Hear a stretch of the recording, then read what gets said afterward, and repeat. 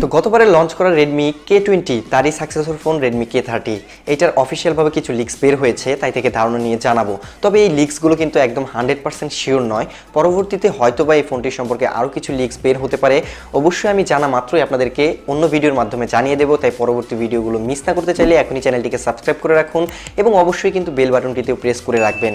এছাড়াও এখন যদি আমি এই লিক্স থেকে ধারণা নিয়ে বলি যে Redmi K30 কেমন হতে চলেছে, এর যে ডিজাইন এবং বিল্ড কোয়ালিটিটা রয়েছে এটা পুরোটাই আপগ্রেড করা হয়েছে Redmi K20 চাইতে। বিল্ড কোয়ালিটির দিক থেকে Redmi K30-তে আপনারা উভয় পাশে কিন্তু মেটালের পাশাপাশি কর্নিং গরিলা গ্লাস পেয়ে যাবেন এবং আপনারা কিন্তু এই ফোনটির মধ্যে যে নতুনত্ব রয়েছে ডিজাইনের মধ্যেও আপনারা ক্যামেরার মডিউলে আপনারা অনেকটাই চেঞ্জ দেখতে পাবেন Redmi K20-র চাইতে। আপনারা এখানে Redmi K30-তে দেখতে পাচ্ছেন এখানে পেছনে ব্যবহার করা হয়েছে 4টি ক্যামেরা, যার মেন ক্যামেরাটি হচ্ছে গিয়ে একটি 64 মেগাপিক্সেলের ক্যামেরা এবং এর সেন্সরটি হচ্ছে গিয়ে সোনির IMX686 সেন্সর এবং এই সেন্সরটি আমরা অলরেডি দেখেছি অন্য ফোনের মধ্যেও এবং স্যামসাংয়েরই নতুন সেন্সর এসেছিল যে 64 মেগাপিক্সেলের, তাও আমরা দেখেছি অন্য ফোনের মাধ্যমে। তো এই ফোনটা লঞ্চ হলেই দেখা যাবে এর ক্যামেরার পারফরমেন্সটি। তো 64 মেগাপিক্সেল মেন ক্যামেরার পাশাপাশি আপনারা একটি 8 মেগাপিক্সেলের আলট্রা ওয়াইড অ্যাঙ্গেল লেন্স, 5 মেগাপিক্সেলের ডেপথ সেন্সর এবং 2 মেগাপিক্সেলের একটি ডেডিকেটেড মাইক্রো লেন্সও পেয়ে যাবেন। এছাড়াও এই ফোনটির ফ্রন্টে কিন্তু থাকবে ডুয়েল 5 হোল ক্যামেরা এবং সেলফির ক্ষেত্রে বা বলুন এইটার যে লুকসটা রয়েছে এটা নচের চাইতে অনেকটা বেটার দেখায়। এছাড়াও এর যে ফ্রন্ট ক্যামেরাটি রয়েছে এটা হতে চলেছে 20 মেগাপিক্সেলের এবং মেন ক্যামেরার পাশাপাশি হয়তোবা আপনারা একটি ডেডিকেটেড ডেপথ সেন্সর বা আলট্রা ওয়াইড অ্যাঙ্গেল লেন্স পেয়ে যাবেন। তবে দ্বিতীয় যে ফ্রন্ট ক্যামেরাটি রয়েছে এটা সম্পর্কে এখনও কোনো লিক্স বের হয়নি, তা জানাতে পারছি না।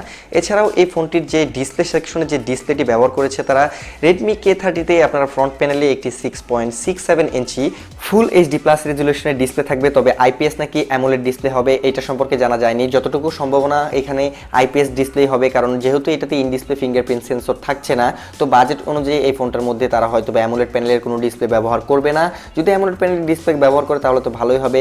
তবে এটাতে ফিঙ্গারপ্রিন্ট সেন্সরটি ব্যবহার করা হয়েছে একদম সাইড ফ্রেমে, মোবাইলের সাইডে ব্যবহার করা হয়েছে, যেমনটা আমরা অলরেডি হুয়াওয়ের কিছু ফোন হুয়াওয়ে Y9s এবং আপকামিং নোভা 6-এও দেখব।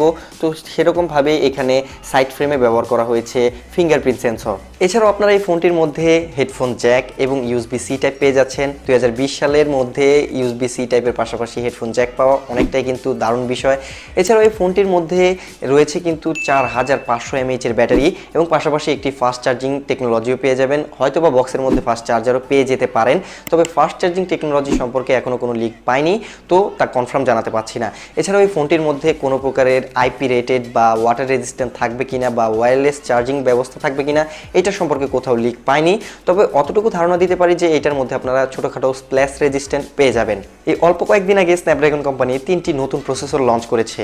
একটি হচ্ছে স্ন্যাপড্রাগনের 865 প্রসেসর এবং বাকি দুটি হচ্ছে গিয়ে স্ন্যাপড্রাগনের 765 এবং স্ন্যাপড্রাগনের 765G প্রসেসর। তো এই ফোনটির মধ্যে Redmi K30-তে থাকবে স্ন্যাপড্রাগনের 765G অর্থাৎ গেমিং, অর্থাৎ আপনারা 765G এই প্রসেসরটির মাধ্যমে সুপার গেমিং করতে পারবেন এবং এটি হচ্ছে গিয়ে 7 ন্যানোমিটারের তৈরি এবং এর পারফরমেন্স কোরগুলো রান করবে 2.3 GHz-এ এবং এটার মধ্যে যে Adreno 620 GPU ব্যবহার করা হয়েছে তার মাধ্যমে আপনারা একদম স্মুথ গেমিং পারফরমেন্স পেয়ে যাবেন। এছাড়াও এই ফোনটিতে 6GB র্যাম 8GB র্যামের ভেরিয়েন্ট থাকছে এবং 64GB 128GB 256GB পর্যন্ত এর ভেরিয়েন্ট থাকবে স্টোরেজের ক্ষেত্রে। এছাড়াও এই প্রসেসরটি সাপোর্ট করে 192 মেগাপিক্সেল পর্যন্ত ক্যামেরা।